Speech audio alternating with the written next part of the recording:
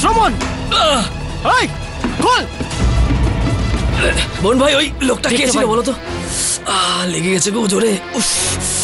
বোন ভাই, যেটা ভেবেছিলাম সেটাই হলো।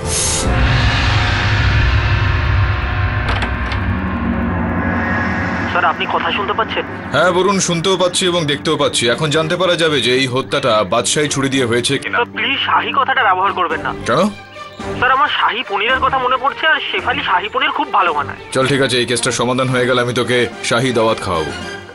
স্যার, এই দেখুন স্যার, এটাই সেই জায়গা যেখানে আমি এই ছুরিটার বাক্সটা বন্ধ করার পরে রঙিন পাউডার ছড়িয়ে দিয়েছিলাম। একটু দেখতো এই পাউডারটা এখনো রয়েছে কি নেই।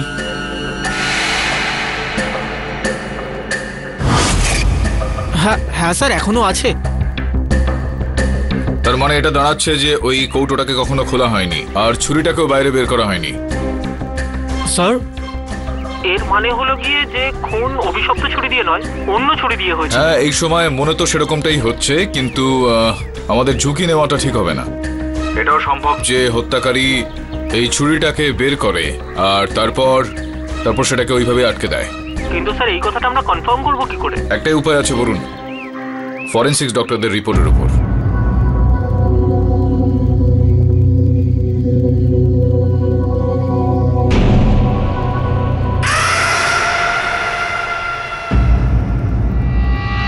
কয়েকটা বিষয় বুঝতে পারছি আমি। এই হত্যাটা খুবই চিন্তা ভাবনা ষড়যন্ত্র করে করা হয়েছে। স্যার, আপনি বুঝতে পারলেন যে খুন অভিশপ্ত ছুরি দিয়ে হচ্ছে না অন্য কিছু দিয়ে? তুই ওই ছবিটা দেখেছিলিস, সীতা আর গীতা? অফকোর্স স্যার, দেখেছি। আর ওইটা রাম আর শ্যাম? না স্যার, ওটা দেখা হয়নি। আমি দেখেছি বস, সলিড পিকচার। হ্যাঁ, চালবাজ দেখেছিস তুই? চালবাজ স্যার আমি দেখেছি। দেখেছিস? বস, কেসটাকে সাইডে রেখে তুমি কি সব ফিল্মের কথা বলে যাচ্ছ বস? কথাটা তো একবার শোন। এই তিনটে ছবিতে একটা বিষয় কি মিল আছে বল? Sir, double role. Right, double রোলের গল্প। বস, এই কেসে ডাবল রোলটা কার? এই বাদশাহী ছুরিটার। এটা ধরে নাও যে যেই হাতিয়ার দিয়ে হত্যা করা হয়েছে সেটা ওই বাদশাহী ছুরির প্রতিবিম্ব, একটা সেরকমই লম্বা এবং চওড়া। স্যার, ডাবল রোল মুভিতে ভাইদের মধ্যে বোনের মধ্যে কিছু না কিছু ছোটখাটো ডিফারেন্স নিশ্চয়ই থাকে। তার মানে এই ছুরিগুলোর মধ্যে কোনো না কোনো ডিফারেন্স আছে। এই হলো আয়ুষ্মানের ফরেনসিক রিপোর্ট। এই রিপোর্টটা থেকে বোঝা যায় যে ওর ছাতির ক্ষততে কিছু কেমিক্যাল পাওয়া গেছে, যার ব্যবহার ব্রাশ আর কপারের মেটাল পলিশে করা হয়ে থাকে। পার্থক্য আছে দুটোর মধ্যে। বাদশাহী ছুরিটা ওখানে পড়ে পড়ে জং ধরে যাচ্ছে, আর যেই অস্ত্রটা দিয়ে হত্যা করা হয়েছে সেটা পলিশ করা হয়েছিল। যদি বাদশাহী ছুরিটা দিয়ে হত্যা করা হতো তাহলে অংশমানের দেহে ওর মৃতদেহের মধ্যে জংয়ের অংশ পাওয়া যেত, কিন্তু না, ওর মৃতদেহ থেকে ফরেনসিক্সরা সেই রাসায়নিকটা পেয়েছে যেটার সাহায্যে ওই অন্য ছুরিটা পালিশ করা হয়েছিল। বুঝতে পারলে আমি কি বললাম? স্যার, এটার মানে হলো গিয়ে যখন অভিশপ্ত ছুরিটা ডুপ্লিকেট দিয়ে খুন হচ্ছিল ঠিক তখনই কেউ প্রাসাদ থেকে অভিশপ্ত ছুরিটাকে গায়েব করে দিয়েছিল। বুঝতে পেরে গেছিস তুই? এইভাবেই তৈরি করা হয়েছিল এই কুসংস্কারের খেলাটা। এই কেসটাতে দুটো অপরাধী আছে, একজন যে খুনটা করছে আর দ্বিতীয়জন সে যে খুনটা হওয়ার সময় অভিশপ্ত ছুরিটাকে গায়েব করে দেয়। স্যার, আমার সন্দেহ তো অভয়ের ওপরে। অভিশপ্ত ছুরিটার কাছে পৌঁছানোর মতো আর তো কেউ নেই। না না না না বরুণ ভাই, না না না না, আরে টেকো মালটা ও খুব ভোলাওয়ালা, আমার তো মনে হয় খুব ও ডিসেন্ট লোক। কি বস? আরে বস, আমার কি মনে হয় জানো তো, আমার মনে হয় নিশ্চয়ই অন্য কোনো লোক আছে যেটা জানে যে ওর উপর কেউ সন্দেহ করবেই না, আর যখনই কোনো না কোনো ক্যাজরা হবে দোষটা কার উপর আসবে? অভয়ের উপর। ওই জন্যই বলছি বস, সে যেই হোক না কেন বেশি সময় ধরে পালিয়ে বাঁচবে না। এখানে ব্যাপারটা হলো যে যেই ধাঁধাগুলো একটু জটিল হয়ে যায় সেটা সমাধান করার জন্য সেখানে চলে যাওয়া দরকার যেখান থেকে ধাঁধাগুলো শুরু হয়েছিল, অভয়ের বাড়ি।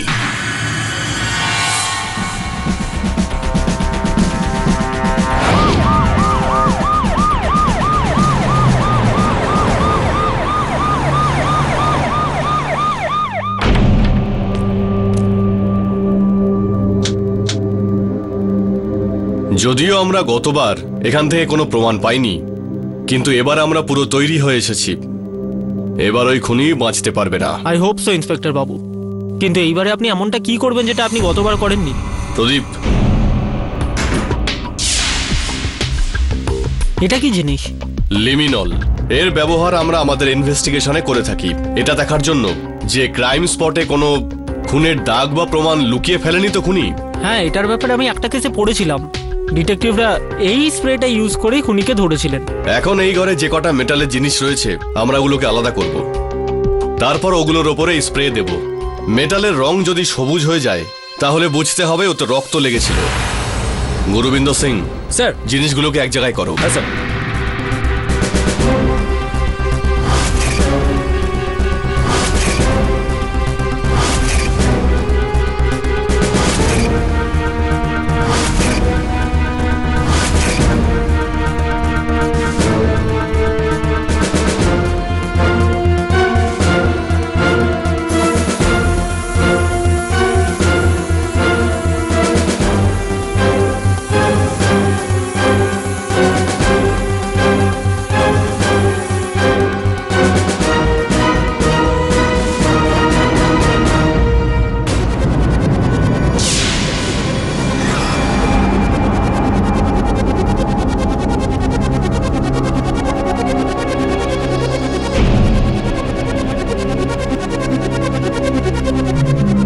এর মানে হলো গিয়ে এই দুটো জিনিসে লেগে থাকা রক্ত খুনি পরিষ্কার করেছিল। একদম তাই।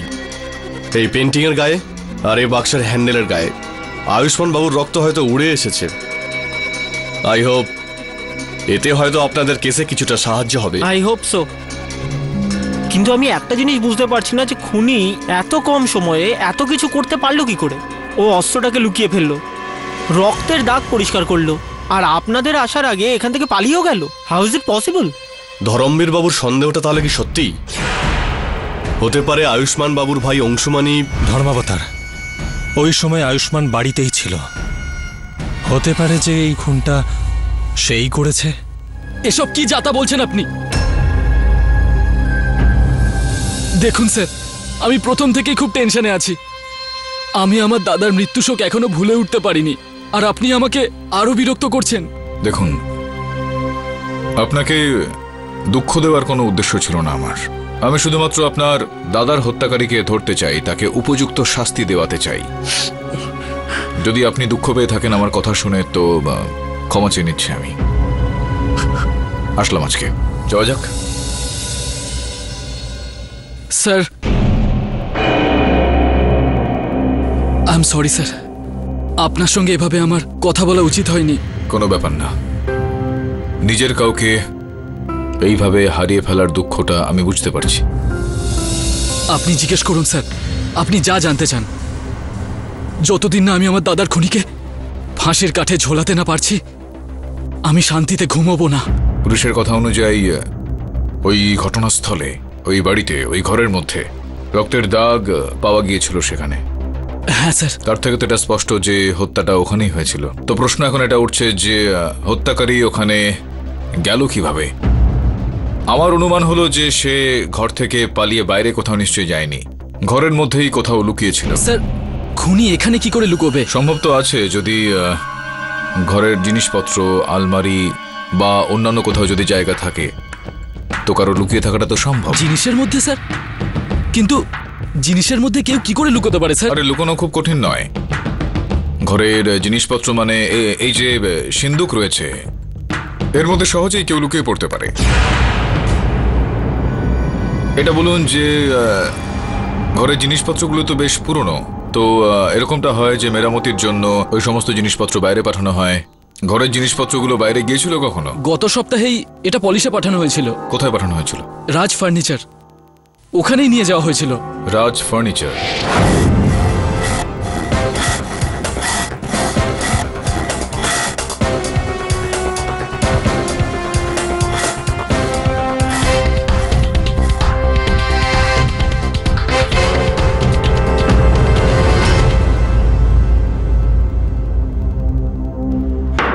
The court is called to order.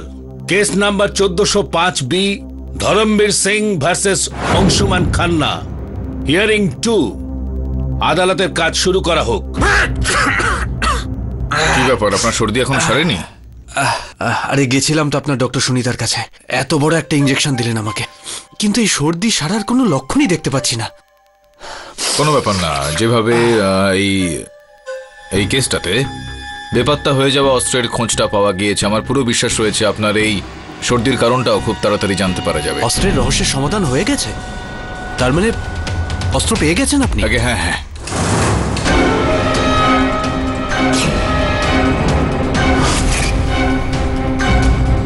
তাহলে দেখান কোথায়। ইওর অনার, যদি আপনি অনুমতি দেন তো। অনুমতি দিলাম।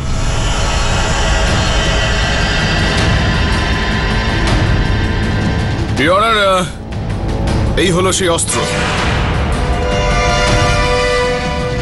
অস্ত্র? এগুলো অস্ত্র? ইওর অনার, আমার মনে হচ্ছে যে কেস হেরে যাবার দুঃখে আমার বন্ধুর সম্পূর্ণ মাথা খারাপ হয়ে গেছে, আর উনি ভুলে গেছেন যেটা কোর্ট রুম, কোনো কমেডির স্টেজ নয়। প্রসিকিউটর সাহেব, সবার আগে তো এই কেসটার সিদ্ধান্তে জজ সাহেবকে আপনি আসতে দিন। আপনি আর আমি তো সেটা করতে পারবো না। আর দ্বিতীয়ত, এই যে সাক্ষী আমি পেশ করছি আদালতে, সেইটাকে নিয়ে মজা না করলেই ভালো হয়। কোন প্রমাণ আর কোন অস্ত্রের কথা বলছেন? এই বাক্সটা আর এই পেন্টিং দিয়ে খুন হয়েছে? এটা আপনি কি বলছেন কেডি? ফরেনসিক রিপোর্ট অনুযায়ী খুন তো ছুরির সাহায্যে হয়েছিল। আগে হ্যাঁ ইওর অনার, আর সেই ছুরিটা এই সমস্ত জিনিসের মধ্যেই লুকোনো রয়েছে। পাঠক বাবু প্লিজ, আপনি কখনো বলছেন যে ছুরি দিয়ে খুন হয়েছে, কখনো বলছেন এই বাক্স দিয়ে হয়েছে, পেন্টিং দিয়ে হয়েছে। Why don't you stick to one thing? আপনি বারবার নিজেকে কন্ট্রাডিক্ট কেন করছেন? I am not contradicting myself.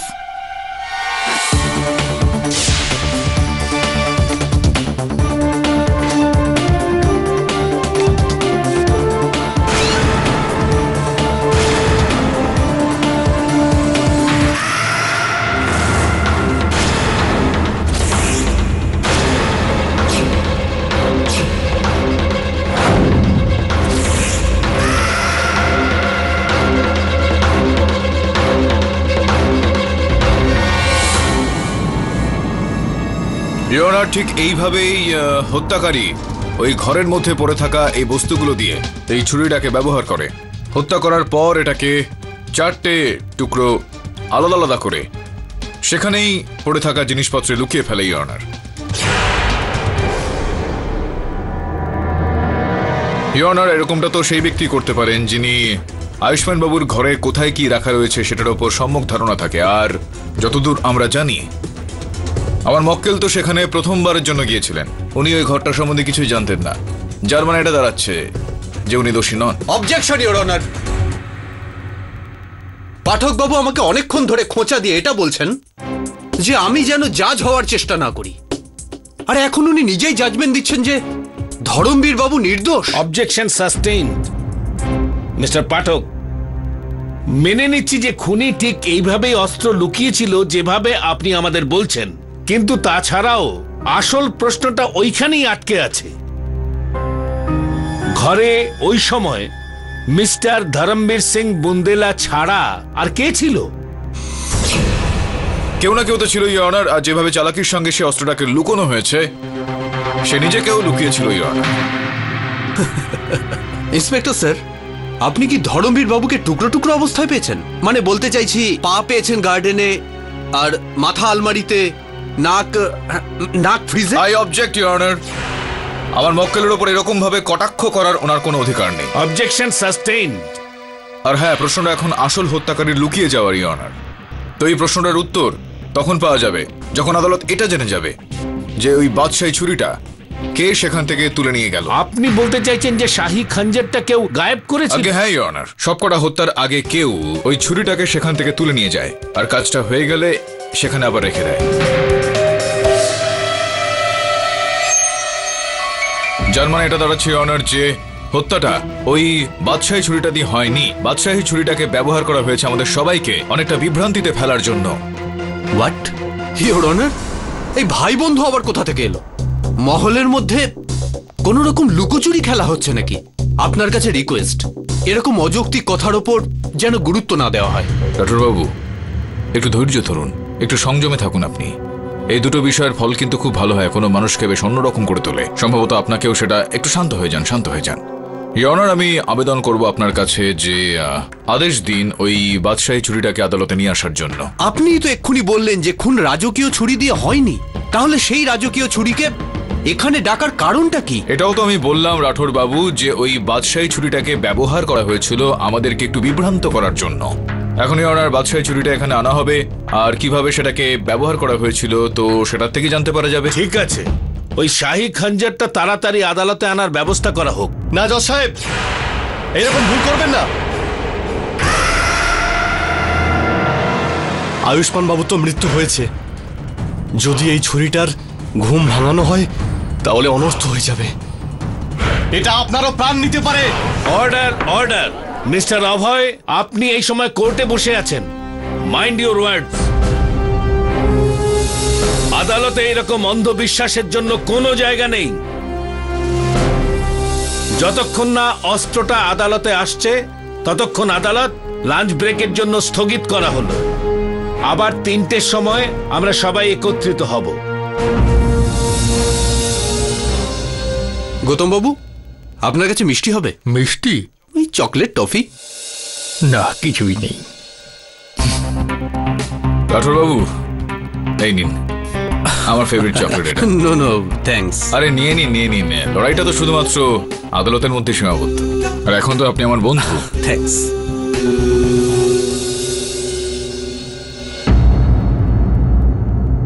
আদালতের কাজ শুরু করা হোক। ইওর অনার, আমি বাদশাহী ছুরিটাকে আদালতে নিয়ে আসার জন্য অনুমতি চাইছি। অনুমতি দিলাম।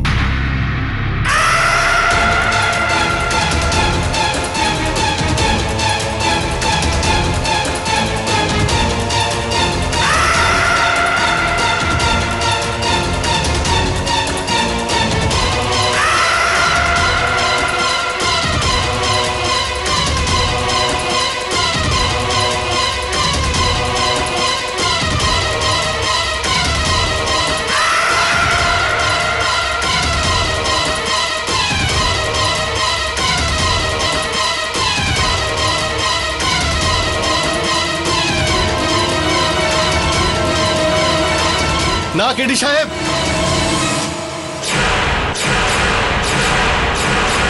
এই ভুলটা করবেন না।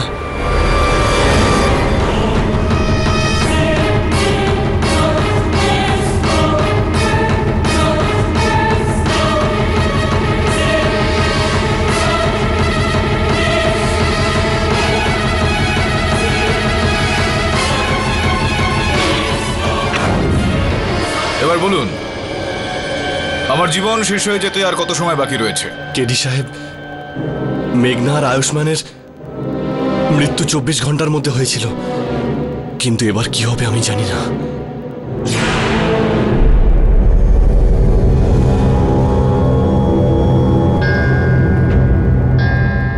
Now time is up. The court is adjourned for the day.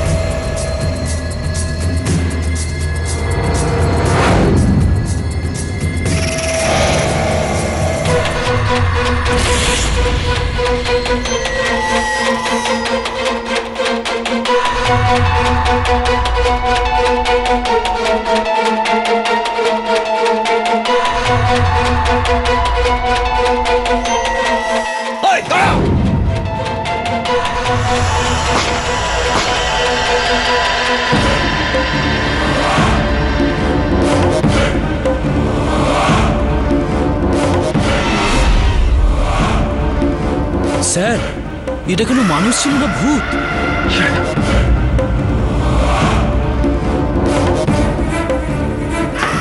The court is called to order. Your honour, 24 ঘন্টা অতিবাহিত হয়ে গিয়েছে আর সৌভাগ্যক্রমে আমি ঠিকঠাক রয়েছি, কিন্তু এই 24 ঘন্টার মধ্যে কেউ ওই ছুরিটাকে চুরি করার একটা চেষ্টা করেছিল।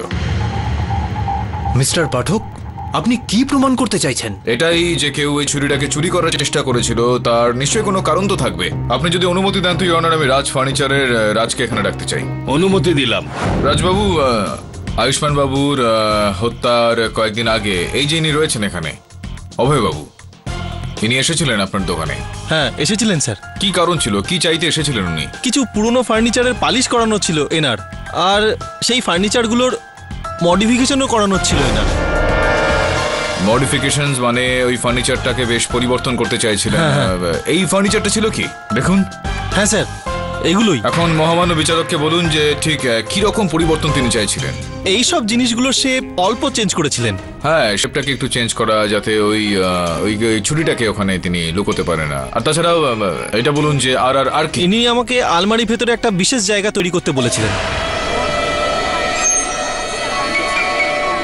কিরকম জায়গা আর কেন, একটু একটু বিস্তারিত হয়ে বলুন। আলমারির ভেতরে বড় জায়গা বানাতে বলেছেন। বড় জায়গা রয়েছে? আচ্ছা, যেখানে মূল্যবান জিনিসপত্র রাখা যেতে পারে, গুপ্ত জায়গা। আচ্ছা, গুপ্ত জায়গা তো যাতে কিছু হলে সেখানে ওই জায়গাটা চোখে না পড়ে। ইনি আমাকে বলেছিলেন বাড়িতে যদি চুরিও হয় তাহলে চোরের যেন নজর না পড়ে আলমারির ওই গুপ্ত জায়গাটায়। বড় জায়গা ছিল মানে অভয়বাবু স্বয়ং সেটার মধ্যে ফিট হয়ে যেতে পারতেন। উনি অনেকটা বড় জায়গা বড় বানিয়েছেন। জায়গা ছিল। বসুন বসুন। ইওর অনার, আমি অভয়বাবুকে আরো একবার ডাকতে চাইবো। অনুমতি দিলাম। অভয়বাবু, এবার তো আমরাও শুনলাম আর মহামান্য বিচারকও শুনলেন যে আপনি তো রূপ বদল করালেন ফার্নিচারের আর আলমারির, বিশেষ করে একটা জায়গা তৈরি করালেন আপনি সেটার ভেতরে, যার মধ্যে একজন ব্যক্তি সহজে লুকোতে পারে। তার মানে খুনটা অভয়বাবু করেছেন? আমাকে ক্ষমা করে দিন স্যার, আমি মানছি যে আমি অপরাধ করেছি, কিন্তু আমি খুন করিনি। তাহলে ওনার ফার্নিচারের এই রূপ বদল ঘটানোর কারণ? আসলে ওই দিন ভাই অভয়, আমি আপনাদের শহরে নতুন এসেছি।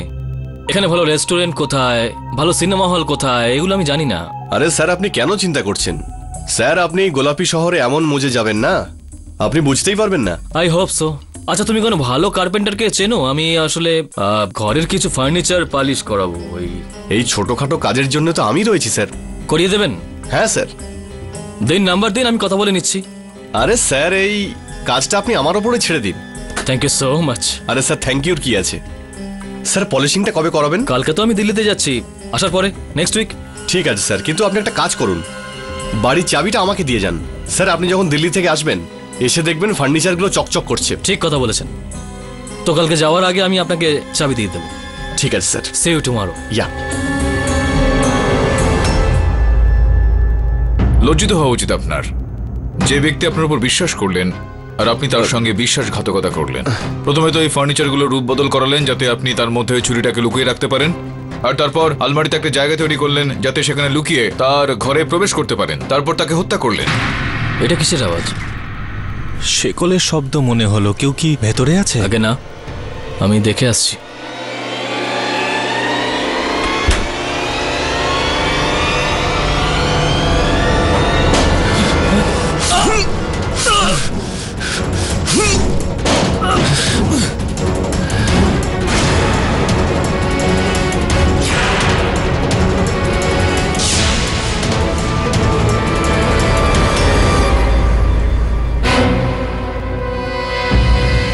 না স্যার, আমি মানছি যে আমি ফার্নিচারে গন্ডগোল করে রেখেছিলাম, কিন্তু আয়ুষ্মান বাবুকে আমি দেখুন দেখুন দেখুন অভয় বাবু, এখন মিথ্যা কথা বলে কোনো লাভ নেই।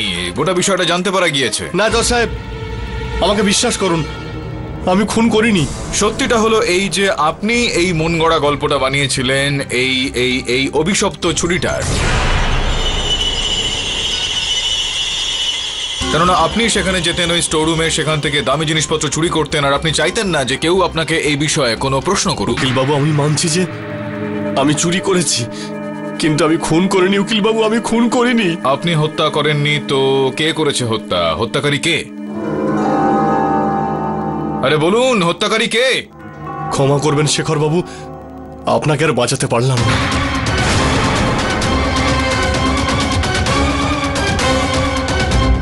আমি যে চুরিটা করেছি সেটা শেখর বাবুর কথা অনুযায়ী।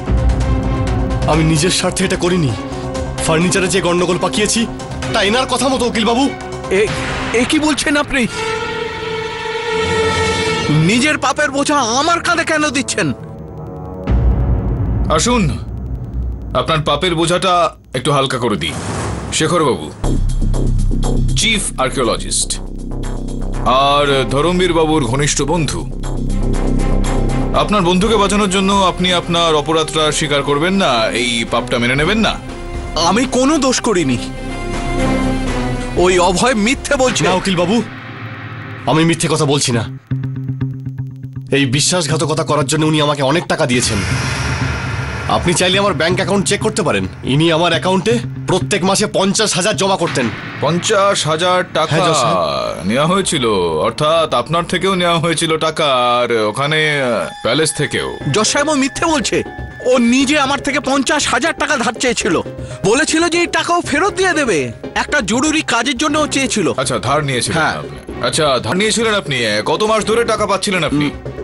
গত 6 মাস ধরে। 6 মাস ধরে? 6 মাস ধরে আপনি 50,000 টাকা? এটা তো এটা চিন্তার বিষয় অনার, যে যদি কোনো ব্যক্তি কারোর কাছ থেকে ধার চায় তো একবার চাইবে, দুবার চাইবে, কিন্তু আপনি তো 6 মাস ধরে লাগাতার 50,000 টাকা দিয়ে আসছেন। অবশ্যই কোনো বিশেষ কারণ হয়তো থাকবে আপনার। জজ সাহেব, এই জীবন সব সময় আমার সাথে অন্যায় করেছে, কখনোই আমার সাথে ন্যায় করেনি।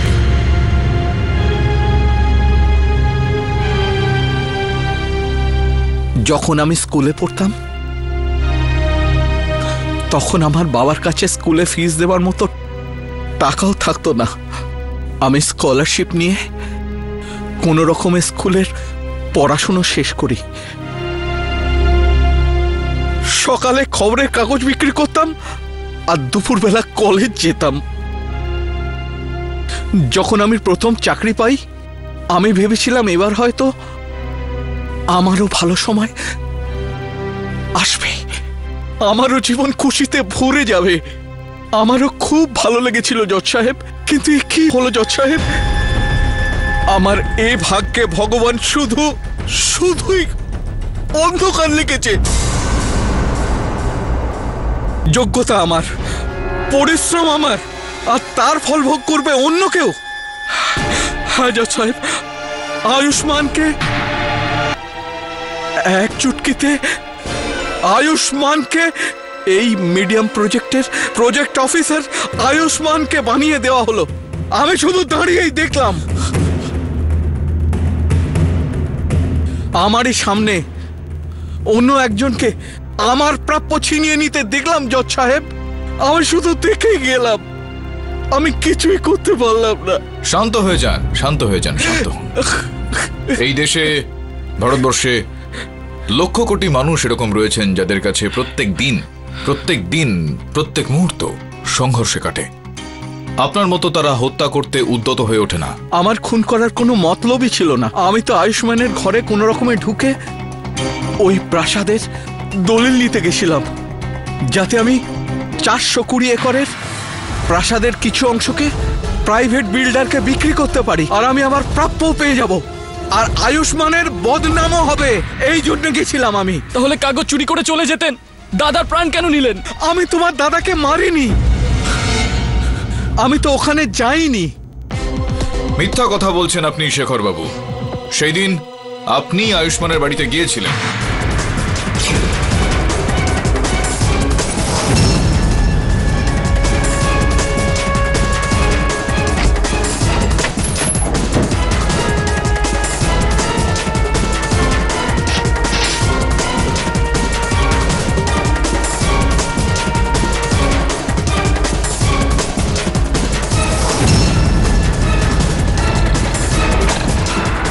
আপনি কেন বুঝতে চাইছেন না যে ওই প্রাসাদই আমার রোজগারের একমাত্র মাধ্যম। দেখুন, আমি তো আপনাকে বললামই যে এই আওয়াজটা কিসের। কেউ কি ভেতরে আছে? আগে না, আমি দেখে আসছি। কে ভেতরে? কে আছে?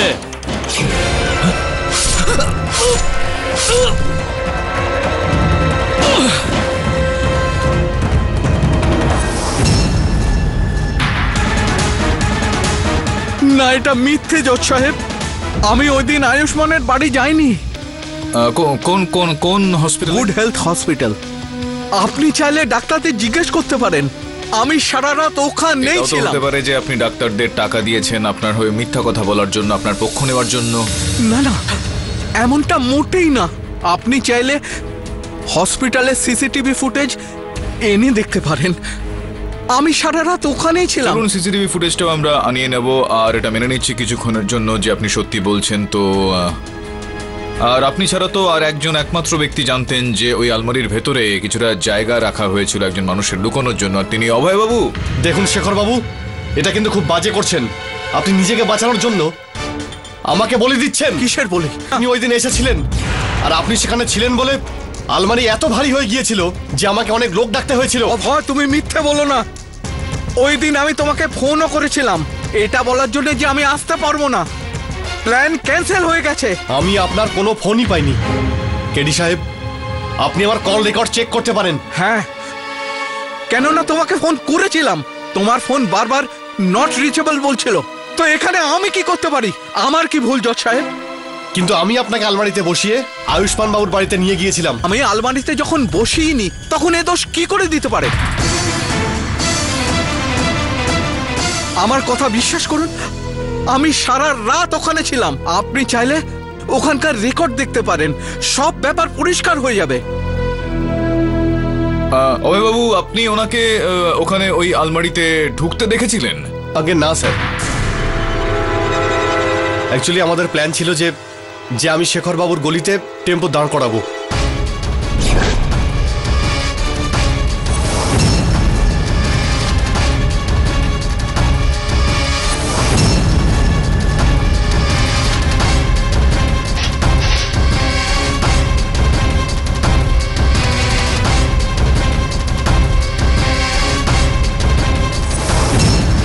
আপনি কি করে জানলেন যে উনি পার্টি পেটিপে সেখানে এসেছিলেন? আপনি দেখেছিলেন নাকি দেখেননি? আগে না, আমি ড্রাইভারের সাথে সামনে বসেছিলাম। যখন ও আলমারির ভেতর আমাকে বসতে দেখেইনি তখন কি করে আমার উপর দোষারোপ দিচ্ছে? শেখর বাবু, আপনি ছাড়া আর কেই বা জানতো আলমারিতে লুকোনোর জায়গা আছে? তাহলে কি ফার্নিচারের মিস্ত্রি এসে বসবে? একটা কথা বলুন, যে আপনি আর অভয়বাবু ছাড়া ওই আলমারির ব্যাপারে আর কেউ জানতো? না, কেউ জানে না। একটু মনে করুন, অন্য কাউকে যদি এই কথাটা বলে থাকেন। হ্যাঁ হ্যাঁ শেখর বাবু, আপনি মনে করুন, ভালো করে মনে করুন, আমাদের কাছে অনেক সময় আছে। মনে পড়েছে, আমি ওই দিন অভয়কে ফোন করেছিলাম। যখন অভয়কে ফোনে পাইনি তখন আমি করণবীরকে রিকোয়েস্ট করেছিলাম ও যেন অভয়কে মনে করে এটা বলে দেয় আমাদের প্ল্যান ক্যান্সেল হয়ে গেছে। কাকে? করণবীরকে।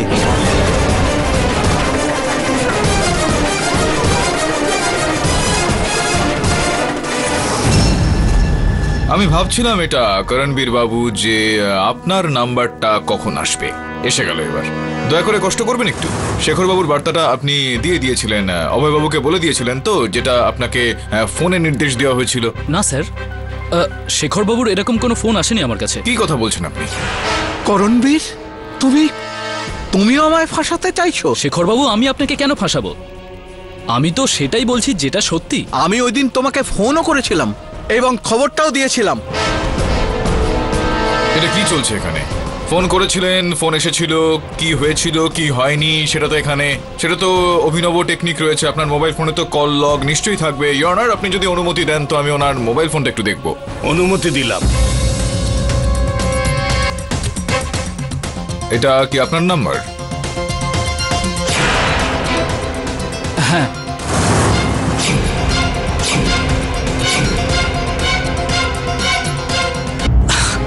ও আসলে অ্যাকচুয়ালি আমি আপনাকে বলতে ভুলে গেছিলাম। কি জানি কি করে আমি আজকাল সবকিছু ভুলে যাই। কি জানি কি হয়েছে আজকাল আমার।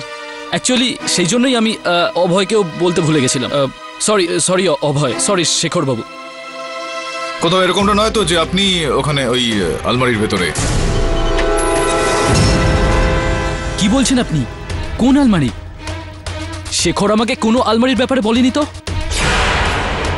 ও আমাকে শুধু এইটুকুই বলেছিল যে প্ল্যান ক্যান্সেল। এবারে কি প্ল্যান ছিল আমি তো কিছুই জানি না। উনি প্ল্যানের ব্যাপারে কি করে জানবেন? প্ল্যান তো শুধু ধরমবীর বাবুরই জানার কথা, হয় অভয় বাবুর মাধ্যমে না হলে শেখর বাবুর মাধ্যমে। না, যদি ধরমবীর এই বিষয়টা সম্বন্ধে জানতো তাহলে তো ও সেখান থেকে পালিয়ে যেত, তাই না? পুলিশ আসা পর্যন্ত সেখানে দাঁড়িয়ে থাকতো না। আর তাছাড়াও এই পরিকল্পনার সম্বন্ধে তো করমবীরও জানতেন। কি আপনি জানতেন না? এইসব বাজে কথা, মিথ্যে কথা, আমাকে ভাসানোর ষড়যন্ত্র এটা। রাজবীর বাবু আপনি কিছু বলছেন না কেন? আমি নির্দোষ। উনি এখন আর কি করবেন? কিচ্ছু করতে পারবেন না। তাছাড়াও আপনি বেঁচে গিয়েছিলেন সেই দিন, আপনার জীবন বেঁচে গিয়েছিল। পুলিশ সেদিন গুলি চালায়নি। পুলিশের গুলি? পুলিশ গুলি চালিয়েছিল না আপনার ওপর দুটো, যখন আপনি ছুরিটা চুরি করার চেষ্টা করছিলেন। ভুলে গেছেন আপনি?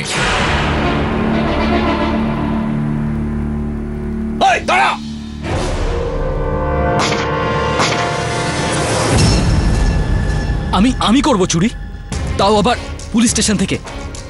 স্যার আমাকে কোনো পাগল কুকুর কামড়ায় না, কোনো পাগল কুকুরে আপনাকে কামড়ায়নি। আপনি খুবই চালাক একজন। আপনি সবাইকে এই ধারণাটা দেওয়ার চেষ্টা করছিলেন যে কোনো ডাইনি রয়েছে, ভূত প্রেত রয়েছে, যে ওই ছুরিটা চুরি করার চেষ্টা করছে। তো হতে পারে এই কাজটা কোনো ভূত প্রেত বা আত্মা করে থাকবে। কি করে হতে পারে? কেননা ভূত প্রেত ইত্যাদি তো বুলেট প্রুফ জ্যাকেট পরে না। Bullet proof jacket? আগে হ্যাঁ, ইনি পরেছিলেন যখন পুলিশ ওর ওপর গুলি চালায়।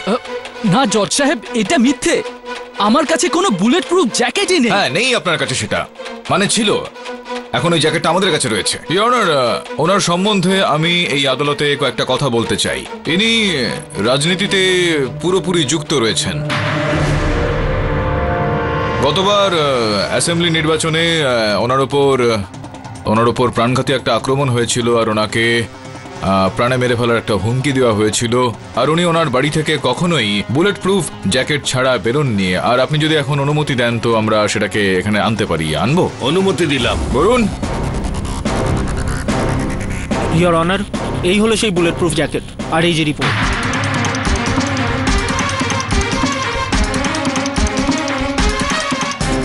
অনার, এই রিপোর্ট অনুযায়ী ওনার বুলেট প্রুফ জ্যাকেটে দুটো স্লাগ পাওয়া গিয়েছে অনার। 0.4 ক্যালিবারের। আর এই রিপোর্ট থেকে স্পষ্ট হয়ে যায় যে পুলিশ সেদিন ওনার ওপর এই ক্যালিবারেরই দুটো গুলি চালিয়েছিল। এবার বলুন। এইভাবে আপনি আমার বাড়িতে ঢুকতে পারেন না, তাও আবার সার্চ ওয়ারেন্ট ছাড়া। আমি আপনার নামে কেস করে দেবো কেডি পাঠক বাবু। পুলিশ যেই গুলি চালায় আর সেটা রিপোর্ট আমরা বের করে নিয়েছি। এখন এগুলো সব কাকতালীয় তো হতে পারে না। অনার, সন্দেহটা আমার তখন থেকে শুরু হয়েছিল যখন ওয়াচম্যান আমাকে বলেছিলেন যে আয়ুষ্মানকে যে রাতে হত্যা করা হয়েছিল সেই রাতে উনি বাড়িতে ছিলেনই না। মুখটা খুলুন, মুখটা খুলুন, বলার সময় এসে গেছে। এটা সত্যি যে আয়ুষ্মানকে আমি মেরেছিলাম।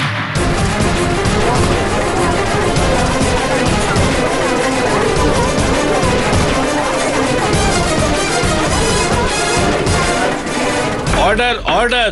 কেননা আয়ুষ্মান শুধু নিজের সরকারি চাকরির কথাই সবসময় ভাবত। আমাদের পূর্বপুরুষের প্রাসাদ, তাদের মান সম্মান আর গর্বের মূল্য দিচ্ছিল না ও। এইসব দেখে আমার মাথায় রক্ত চড়ে গেল, আর আমি সারা জীবনের মতো ওকে গভীর ঘুমে পাঠিয়ে দিলাম।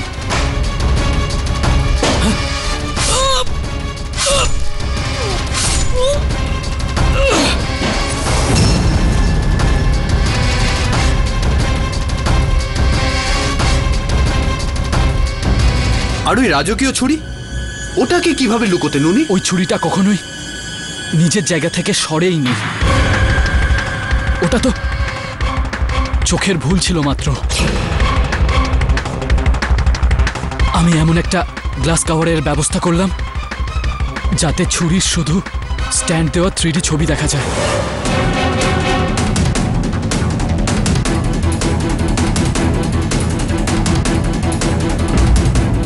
যখনই আমি ওই ছুরির খালি গ্লাস কাভারটাকে স্ট্যান্ডের ওপরে রাখতাম, তো সামনে থেকে দেখে মনে হয় যে ছুরিটা গায়েব হয়ে গেছে।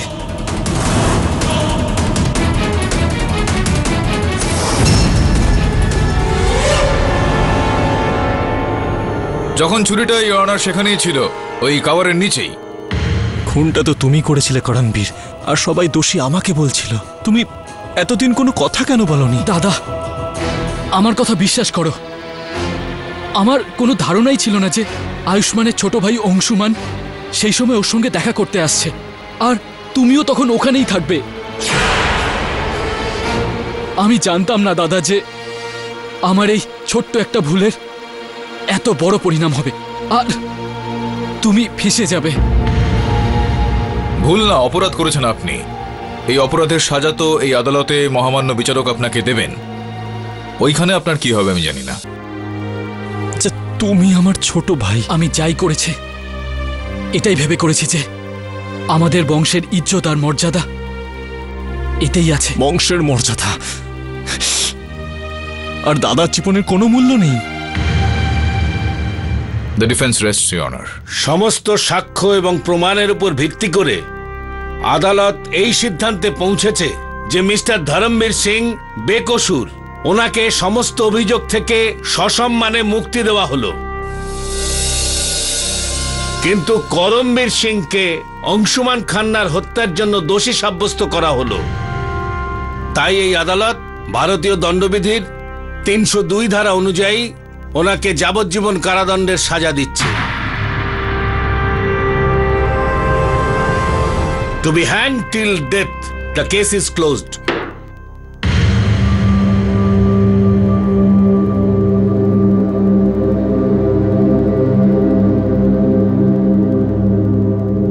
রাঠোরবাবু, আমায় এবার অনুমতি দিন। বাহ পাঠকবাবু, এই রহস্যটাও আপনি সমাধান করে ফেললেন।